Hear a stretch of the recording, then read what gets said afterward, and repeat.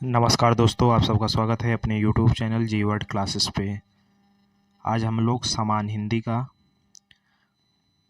पाठ सर्वनाम देखते हैं। कल हम लोगों ने संज्ञा देखी थी। यदि आपने उस वीडियो को नहीं देखा है, सबसे पहले उसे देखें, फिर उसके बाद सर्वनाम को देखें। आइए चालू करते हैं। सर्वनाम।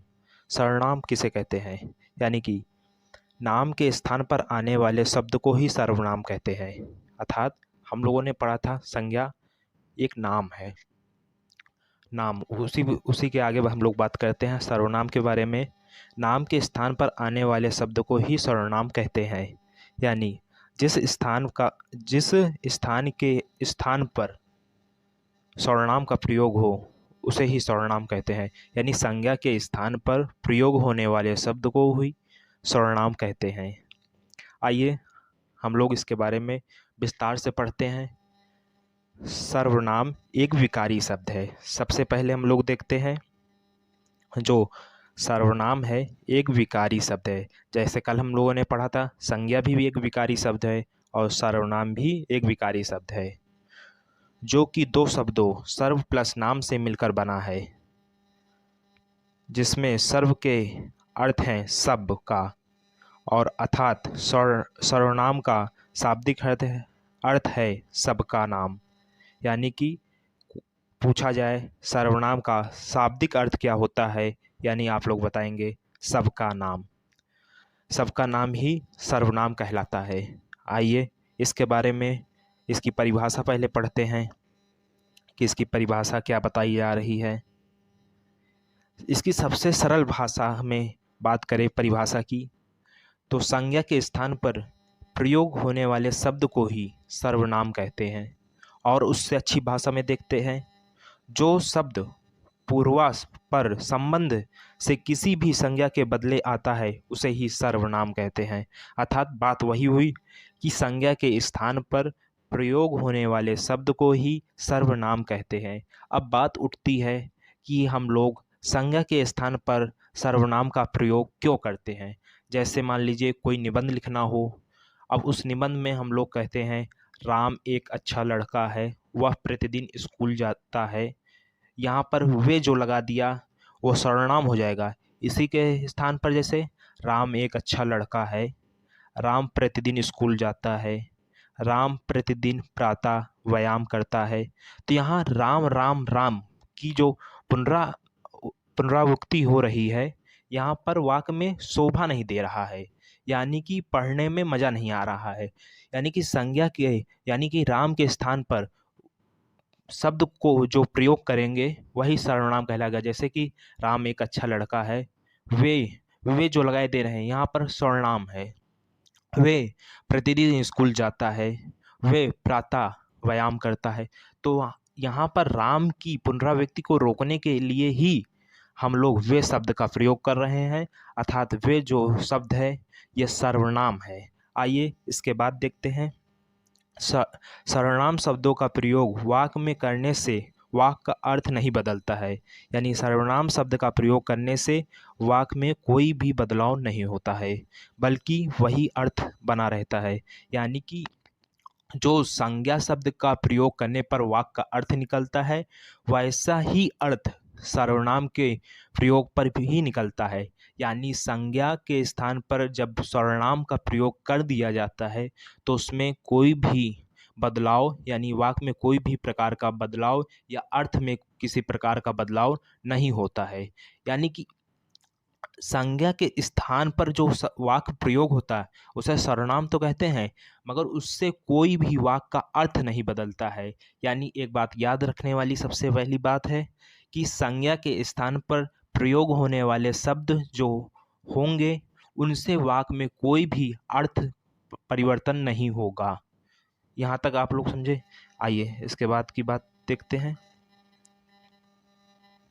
हम लोग देखेंगे जैसे में मैं, तू, आप, या, वह, जो, सो, कौन, क्या, कोई, कुछ, ये जो हैं सर्वनाम के उदाहरण कहिए या जैसे कहिए। अब हम लोग आगे देखते हैं हिंदी में सर्वनामों की संख्या जो है कुल यानी मूल या कुल की बात करें तो सर्वनाम की संख्या 11 है। और भेद की बात करें यानी कि यदि सर्वनाम के भेद की बात करेंगे तो सर्वनाम के भेद 6 हैं। और कुल या मूल की बात करेंगे तो सर्वनाम की संख्या 11 हो जाएगी। यानी कि हिंदी में कुल या मूल सर्वनाम की संख्या 11 होती है। यानी इस बात को याद रखेंगे, जब कुल की बात की जाएगी तो सर्वनाम बताना होगा 11 होते हैं। और ऐसे हमारे सर्वनाम के भेद जो हैं वो 6 प्रकार के होते हैं। यानी किंतु प्रयोग की दृष्टि से सर्वनाम के 6 भेद होते हैं। यानी कि यहाँ पर प्रयोग की दृष्टि से देखते हैं। यानी कि संज्ञा के स्थान पर जो प्रयोग के आधार पर जब पूछा जाएगा कि कौन सा सर्वनाम है तो वहाँ पर 6 प्रकार के होते हैं और कुल जो हैं 11 प्रकार के होते हैं। आइए इसके आगे हम लोग देखते हैं।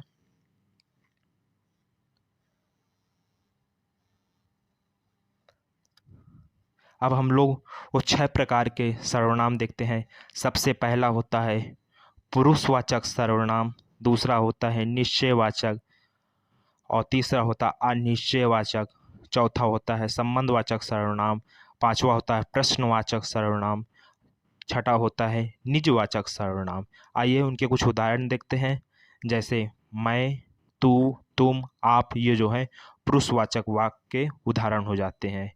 और निश्चयवाचक सर्वनाम के उदाहरण या और वाह हो जाएंगे जैसे। और उसके बाद अनिश्चयवाचक सर्वनाम के उदाहरण कोई, कुछ हो जाएंगे। और संबंधवाचक सर्वनाम के उदाहरण जो, सो, जैसा, वैसा शब्द हो जाएंगे। और उसके बाद प्रश्नवाचक सर्वनाम के उदाहरण को क्या है, क्या, कौन, कैसे। और निजवाचक सर्वनाम के उदाहरण स्वयं, आप हो जाते हैं। अब इनको हम लोग बारी बारी से विस्तार से पढ़ते हैं। सबसे पहला सर्वनाम हमारा आता है पुरुषवाचक सर्वनाम। जो सर्वनाम शब्द वक्ता, श्रोता अथवा किसी अन्य व्यक्ति के लिए प्रयोग किया जाता है उसे ही सर्वनाम यानी कि पुरुषवाचक सर्वनाम कहते हैं। यानी कि पुरुषवाचक सर्वनाम में वक्ता, श्रोता या किसी अन्य व्यक्ति के लिए प्रयोग किया जाता है उसे ही सर्वनाम यानी कि पुरुषवाचक सर्वनाम कहते हैं। पुरुषवाचक सर्वनाम के 3 भेद माने जाते हैं। सबसे पहला उत्तम पुरुष, फिर उसके बाद माध्यम पुरुष, तीसरा है अन्य पुरुष। उत्तम पुरुष में मैं, हम ये शब्द आ जाते हैं। और माध्यम पुरुष में जो माध्यम पुरुष होता है तू, तुम, आप, ये आ जाते हैं। अन्य पुरुष मतलब तीसरा व्यक्ति, जैसे या, वाह, वे, ये शब्द जो आएंगे अन्य पुरुष का बोध कराएंगे। आइए इसके बाद देखते हैं हम लोग।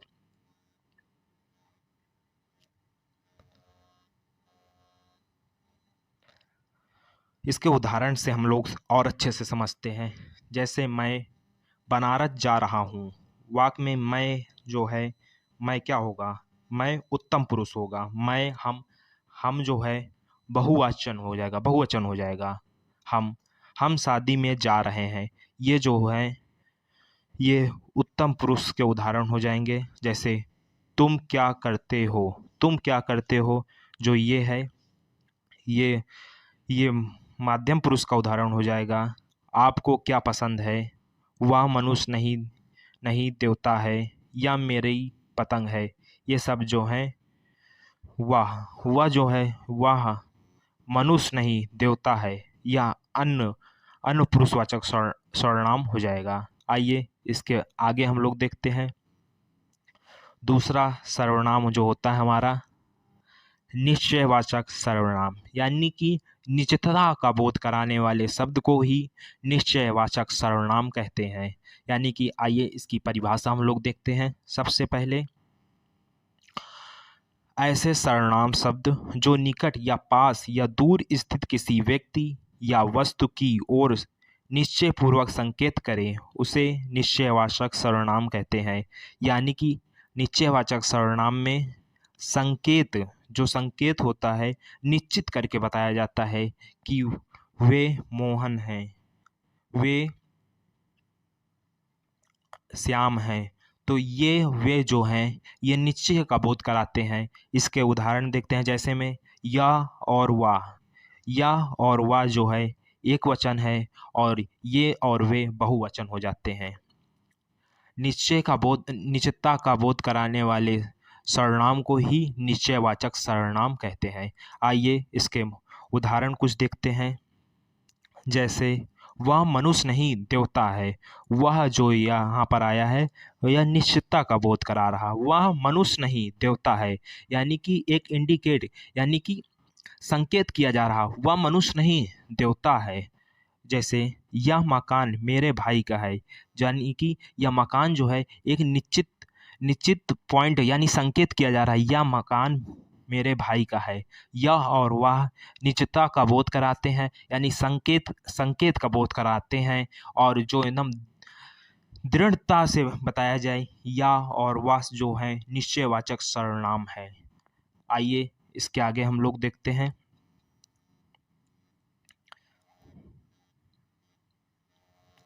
अब हम लोग तीसरा देखते हैं, अनिश्चयवाचक सर्वनाम, यानी कि जिसका कोई ठिकाना है, यानी कि कोई निश्चितता ना हो, यानी कि जिसे हम लोग अंदाज लगा सके। जैसे इसका परिभाषा ये समझते हैं, ऐसे सर्वनाम शब्द जिससे किसी निश्चित व्यक्ति या वस्तु का बोध बोध जानकारी नहीं होता, उसे ही अनिश्चयवाचक सर्वनाम कहते हैं। यानी देखिए इसके नाम से ही पता चल रहा है, अनिश्चयवाचक सर्वनाम, यानी कि कोई भी निश्चितता, यानी कि कोई भी निश्चय चीज नहीं है, हमें इसके बारे में पहले से कोई कुछ नहीं मालूम है। यानी कि निश्चय में एक संकेत दिया जाता है और अनिश्चय में कोई भी हो सकता है, यानी कि इसके बारे में हमें कोई पहले से कुछ नहीं पता होता है। तो इसे ही हम लोग अनिश्चयवाचक सर्वनाम कहते हैं। यानी कि अनिश्चयवाचक सर्वनाम में जैसे हम लोग देखते हैं, कोई कुछ जो शब्द करके जैसे आएंगे तो ये अनिश्चयवाचक सर्वनाम के भेद होंगे। यानी कि अनिश्चितता का बोध कराने वाले शब्द को ही हम लोग अनिश्चयवाचक सर्वनाम कहते हैं। इसके उदाहरण से समझते हैं, कोई आ रहा है, यानी कि कोई आ रहा है, कौन आ रहा है तो हमें उसके बारे में नहीं मालूम है।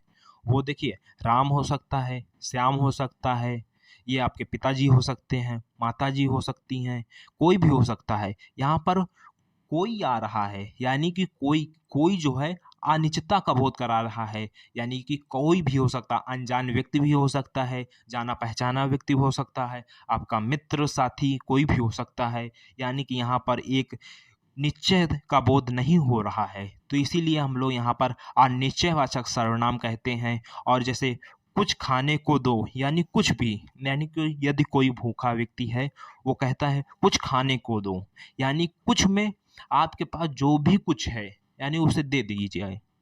यानी कि यहाँ पर वो एक पॉइंट, यानी कि एक एक निश्चित व्यक्ति या वस्तु को नहीं बता रहा है कि कुछ भी हो जो खाने को दे दिया जाए। यानी कि अनिश्चयवाचक सर्वनाम जो होते हैं वो अनिश्चितता का बोध कराते हैं, उसमें किसी भी प्रकार की निश्चितता नहीं होती है। जैसे और इसमें जैसे देखें, उसने कुछ नहीं खाया, उसने कुछ यानी कुछ भी नहीं खाया, यानी कि यहाँ यहाँ पर जैसे कह देंगे उसने कुछ नहीं खाया, तो उससे हमें यहाँ पर पता चल रहा है कि उसने सुबह से कुछ नहीं खाया है।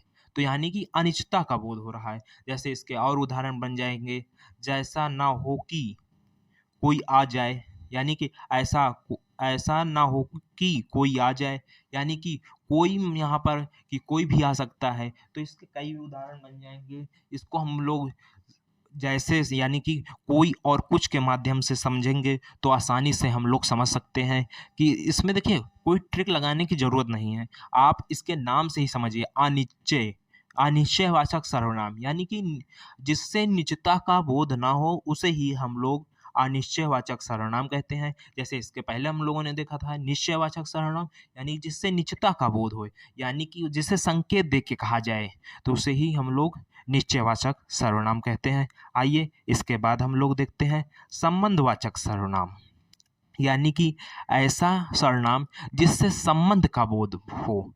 यानी कि जैसा कोई वाक्य लिखा जाता है, जैसा करोगे वैसा भरोगे, यानी जैसा करोगे ये वाक्य वैसा ही भरोगे से जुड़ा हुआ है। यानी कि एक वाक्य जब दूसरे वाक्य से जुड़ जाता है, यानी कि एक माध्यम से दूसरे माध्यम के जुड़े हुए चीज़ों को ही हम लोग संबंधवाचक सर्वनाम कहते हैं। आइए इसकी हम लोग परिभाषा पहले देखते हैं। ऐसे सर्वनाम शब्द जो किसी दूसरी संज्ञा या सर्वनाम से संबंध स्थापित करने के लिए प्रयुक्त किया जाता है। यानी वही बात हमने कही है कि ऐसे सर्वनाम शब्द जो किसी दूसरे संज्ञा या सर्वनाम से संबंध स्थापित करने के लिए प्रयोग किए जाते हैं, उन्हें ही संबंधवाचक सर्वनाम कहते हैं। समझे? यानी कि एक वाक्य को दूसरे वाक्य से जोड़ने के लिए जो शब्द प्रयोग किए जाएंगे, यानी वाक्य प्रयोग किया जाएगा, यानी जो शब्द होंगे, उससे ही हम लोग को पता चलेगा कि यह संबंधवाचक सर्वनाम है।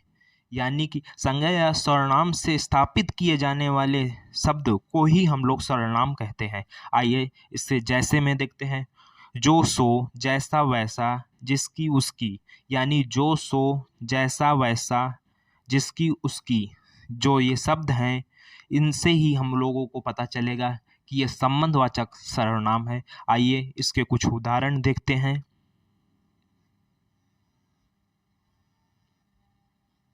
इसके उदाहरण जैसे जिसकी लाठी उसकी भैंस, यानी जिसकी लाठी है उसी की भैंस है। दूसरा है जो करोगे सो भरोगे, यानी कि जो करोगे सो भरोगे। जैसी करनी वैसी भरनी, यानी कि आपकी जैसी करनी होगी वैसी ही भरनी होगी। यानी कि यहाँ पर एक वाक्य का देखिए, जैसी करनी जो हो गई वैसी भरनी से जुड़ा हुआ है, जैसी और वैसी से जुड़ा हुआ है।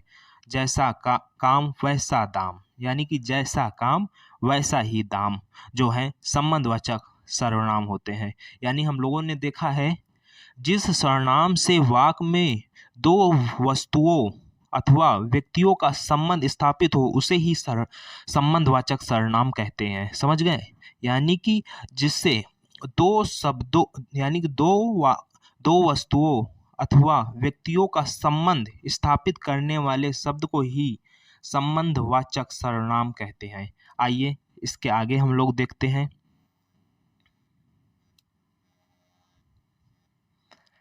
अब हम लोग देखते हैं प्रश्नवाचक सर्वनाम, यानी कि प्रश्नवाचक सर्वनाम। अब इससे हम लोग क्या समझेंगे? प्रश्न, यानी जिस सर्वनाम से किसी वाक्य में प्रश्न का बोध हो, यानी कि जिस सर्वनाम से किसी वाक्य में प्रश्न का बोध हो उसे ही प्रश्नवाचक सर्वनाम कहते हैं। बात समझे? यानी प्रश्न का बोध कराने वाले शब्द को ही प्रश्नवाचक सर्वनाम कहते हैं।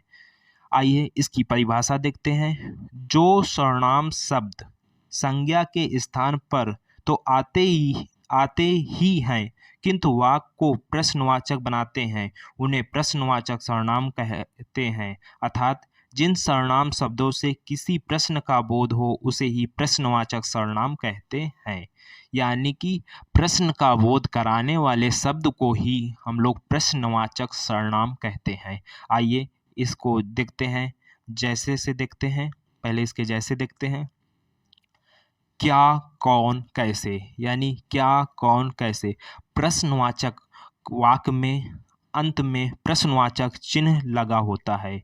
यानी कि हम लोग सबसे अच्छा इसको पहचानने का तरीका है प्रश्नवाचक, यानी प्रश्नवाचक सर्वनाम के अंत में, वाक्य के अंत में प्रश्नवाचक चिन्ह लगा होगा, तो उससे ही हमें पता चल जाएगा ये प्रश्नवाचक सर्वनाम है। आइए इसके उदाहरण देखते हैं। सबसे पहले इसके उदाहरण में दिया गया है, क्या आप घर भी जाएंगे। इसमें बताइए, क्या आप घर भी जाएंगे, यानी कि क्या जो है ये एक प्रश्न पूछ रहा है, क्या आप घर भी जाएंगे। और देखिए यहाँ पर प्रश्नवाचक चिन्ह भी लगा हुआ है। और दूसरा देखते हैं, कौन खेल रहा है। कौन जो है ये प्रश्न का बोध करा रहा है कौन, और यहाँ पर जो विराम चिन्ह लगा हुआ है ये प्रश्नवाचक चिन्ह है। और देखिए इसके बाद यहाँ पर तो वाक्य में पहले प्रश्न पूछा जा रहा था, अब वाक्य में बीच के माध्यम यानी कि प्रश्नवाचक जो है वाक्य वो बीच में लाकर वाक्य का प्रयोग किया जा रहा है। जैसे यह काम कैसे होगा, यानी कि यहाँ पर पूछा जा रहा है यह काम कैसे होगा, यानी कैसे किस तरीके से होगा, काम को बताने यानी करने का तरीका जो हो वो बताया जाएगा, उसे ही हम लोग प्रश्नवाचक सर्वनाम कहते हैं।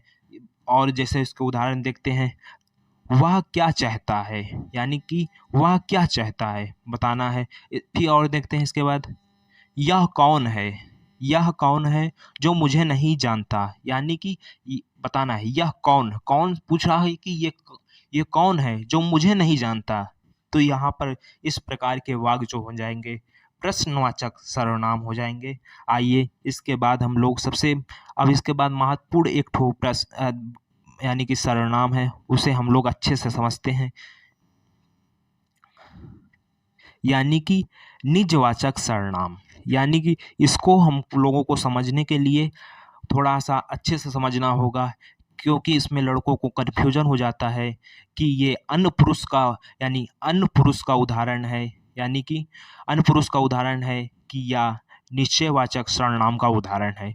तो इसको समझने के लिए हम लोग दोनों चीज़ों को देखते हैं, यानी अन्य पुरुष से किसी तीसरे व्यक्ति का बोध होता है, यानी अन्य पुरुष से किसी तीसरे का बोध होता है, और निश्चयवाचक सर्वनाम से स्वयं का बोध होता है, यानी स्वामित्व का बोध होता है। यानी कि आइए, जिस सर्वनाम से कर्ता का बोध हो वह निश्चयवाचक सर्वनाम कहलाता है। यानी कि निश्चयवाचक सर्वनाम वो कहते हैं जिससे कर्ता का बोध हो उसे ही निश्चयवाचक सर्वनाम कहते हैं। आइए इसमें परिभाषा देखते हैं। ऐसे सर्वनामिक शब्द, यानी ऐसे सर्वनामिक शब्द जिनका प्रयोग स्वयं के लिए, यानी ऐसे सर्वनामिक शब्द जिनका प्रयोग स्वयं के लिए किया जाता है वे निजवाचक सर्वनाम कहलाते हैं। यानी निजवाचक सर्वनाम जो होता है स्वयं के लिए प्रयोग किया जाने वाला जो वाक्य होगा उसे ही हम लोग निश्चयवाचक सर्वनाम कहेंगे। आइए इसके जैसे देखते हैं, आप ये जो है आप यहाँ अन्य पुरुष में भी आता है, वहाँ पर तीसरे के अर्थ में आता है, और यहाँ पर जो आप आया है आप मतलब कि स्वयं के अर्थ में प्रयोग होगा यहाँ। जैसे अपना, अपने, स्वयं, निज, जो ये है ये निजवाचक सर्वनाम में प्रयोग किए जाते हैं। जैसे इसके उदाहरण में देखते हैं, मैं यह काम स्वयं कर लूँगा, यानी कि मैं यह काम स्वयं यानी अपना यानी निजता का बोध कराने वाले शब्द को ही निजवाचक सर्वनाम कहते हैं। यानी स्वयं का बोध कराने वाले जो वाक्य यानी शब्द होंगे उसे ही हम लोग निजवाचक सर्वनाम कहेंगे। जैसे दूसरे में देखते हैं, मैं आप ही खा लूँगा, यानी कि मैं स्वयं, यानी यहाँ पर स्वयं का बोध हो रहा, मैं आप ही खा लूँगा। और तीसरा जैसे देखते हैं, तीसरा आ जाता है, मैं अपने आप चला जाऊंगा, यानी कि मैं अपने आप, यानी कि यहाँ पर निजवाचक सर्वनाम का बोध हो रहा है। और जैसे देखते हो उदाहरण में, आप जैसा समझें, यानी आप जो है यहाँ पर निजवाचक सर्वनाम का बोध कराता है। और उसके बाद देखते हैं, जैसे या आपका ही हो सकता है, या आपका ही हो सकता है, तो यहाँ पर निजवाचक सर्वनाम का प्रयोग हो रहा है। यानी हम लोगों ने अन्य पुरुष और निजवाचक में भेद देखा कि वहाँ पर तीसरे व्यक्ति का बोध होता है और यहाँ पर स्वयं का बोध होता है, तो इससे कन्फ्यूजन दूर हो गई होगी। आइए इसके बाद हम लोग देखते हैं, अब इसके कुछ पॉइंट देखते हैं। इसमें हम लोगों ने 6 वेद पढ़ चुके हैं, इसके जो महत्वपूर्ण पॉइंट बनते हैं उनके बारे में हम लोग बात करते हैं। यानी सर्वनाम में संबोधन कारक जो होता है, संबोधन कारक, यानी कि सर्वनाम में संबोधन कारक के कारण विकार नहीं आता है, यानी कि जो संबोधन कारक होता है हे, अरे, हे, अरे, हाय, ये जो होते हैं संबोधन कारक वाले जो वाक होते हैं, इनके कारण सर्वनाम में परिवर्तन यानी विकार नहीं होता है। और जो कारक हम लोग इसके बाद कारक पढ़ेंगे कि कारक 8 प्रकार के होते हैं, उसमें कारक के बारे में विस्तार से बात की जाएगी। यहाँ पर केवल अभी समझ लेते हैं कि सर्वनाम में संबोधन कारक के कारण विकार नहीं आता है। बाकी जो हमारे 7 कारक होंगे उनके कारण विकार उत्पन्न हो जाएगा यानी परिवर्तन हो जाएगा। वाक्य में 7 कारक के अनुसार परिवर्तन हो जाएगा। केवल हमें याद रखना है संबोधन कारक जो होता है उसके अनुसार सर्वनाम में कोई भी विकार या परिवर्तन नहीं हो सकता है। आइए इसके बाद देखते हैं सर्वनाम वचन के कारण बदलता है, यानी कि जो सर्वनाम है वचन के कारण यानी परिवर्तन हो सकता है। जो वचन होते हैं, वचन 2 प्रकार के होते हैं, एक वचन और बहुवचन। इसके बाद हम लोग पहले देखेंगे कारक, फिर वचन, फिर लिंग देखेंगे। तो इसमें पहले हम लोगों ने इससे पहले देखा संज्ञा के बाद आज देख रहे हैं सर्वनाम। इसके बाद हम लोग देखेंगे कारक, फिर इसके बाद देखेंगे वचन, फिर इसके बाद लिंग देखेंगे। तो जो कारक की बात हम लोग कर चुके हैं कि 8 प्रकार के कारक होते हैं, उनमें से 7 प्रकार के जो कारक होते हैं उनसे विकार उत्पन्न हो जाता है। और एक प्रकार का जो संबोधन कारक है, इससे हमारे सर्वनाम में कोई भी विकार उत्पन्न नहीं होता है। वैसे ही दूसरा पॉइंट है हमारा, सर्वनाम जो है वचन के कारण बदलता है, यानी कि सर्वनाम में वचन के कारण परिवर्तन या विकार हो सकता है। इसमें देखिए ऊपर वाले में हम लोग पढ़े हैं कि संबोधन कारक के कारण इसमें विकार नहीं होता है। दूसरा पॉइंट हमारा बनता है कि वचन के कारण बदलाव सर्वनाम में आ सकता है। और इसके बाद हम लोग देखते हैं लास्ट पॉइंट इस टॉपिक का होगा कि सर्वनाम लिंग के कारण नहीं बदलता है, यानी कि जो सर्वनाम है लिंग के कारण, इसको बहुत अच्छे से हम लोग जो लिंग होते हैं पुरुष लिंग और स्त्रीलिंग के कारण सर्वनाम में कोई भी परिवर्तन नहीं होता है यानी विकार उत्पन्न नहीं होता है। जैसे उदाहरण हम लोग समझते हैं, वह जाती है, यानी कि यहाँ पर क्या हो गया, वह जाती है, वह जाता है। देखिए यहाँ पर चाहे कहिए वह जाती है, वह जाता है, तो यहाँ पर वह जो है यह हम लोगों ने यह और वह जो निश्चयवाचक सर्वनाम होते हैं, देखिए इसमें स्त्रीलिंग और पुल्लिंग दोनों में प्रयोग होने के आधार पर कोई भी परिवर्तन नहीं हुआ है। यानी कि इससे हम कह सकते हैं कि जो सर्वनाम होता है लिंग के अनुसार कोई भी परिवर्तन नहीं होता है। यानी कि किससे नहीं होता है, सबसे पहले देखते हैं संबोधन कारक के कारण और लिंग के कारण वाक्य में कोई भी परिवर्तन उत्पन्न नहीं होता है। किसमें, सर्वनाम में। और वचन के अनुसार यानी वचन के आधार पर सर्वनाम में विकार हो सकता है यानी परिवर्तन हो सकता है। हम लोगों ने सबसे पहले पढ़ा सर्वनाम के भेद पढ़े, सर्वनाम के 6 भेद होते हैं। फिर उसके बाद हम लोगों ने कुल पढ़ा कि कुल 11 होते हैं। फिर हम लोगों ने एक एक करके प्रकार पढ़े कि सर्वनाम के 6 प्रकारों हैं, जैसे पुरुषवाचक सर्वनाम, फिर उसके बाद हो गया निश्चयवाचक सर्वनाम, फिर हो गया अनिश्चयवाचक सर्वनाम, फिर हम लोगों ने पढ़ा प्रश्नवाचक सर्वनाम, फिर उसके बाद प्रश्नवाचक सर्वनाम, और लास्ट में पढ़े हम लोग निश्चयवाचक सर्वनाम। यानी कि हम लोगों ने संज्ञा देख चुके हैं, सर्वनाम देख चुके हैं। संज्ञा जो थे मूलतः जो हैं कुल की बात करें तो 5 होते हैं, और श्री कामता प्रसाद गुरु जी के अनुसार संज्ञा के 3 भेद माने गए हैं। और इसमें सर्वनाम में भेद से लेकर कोई भी असमंजस नहीं है। जब कुल की बात की जाएगी तो 11 बताया जाएगा, और भेद की बात की जाएगी तो 6 प्रकार के होते हैं सर्वनाम। तो आज हम लोग सर्वनाम को अच्छे से देख चुके हैं। तो अब इसके बाद हम लोग कल देखते हैं कारक के भेद देखेंगे, कारक में क्या परिवर्तन होता है क्या नहीं होता है, उसको पूरा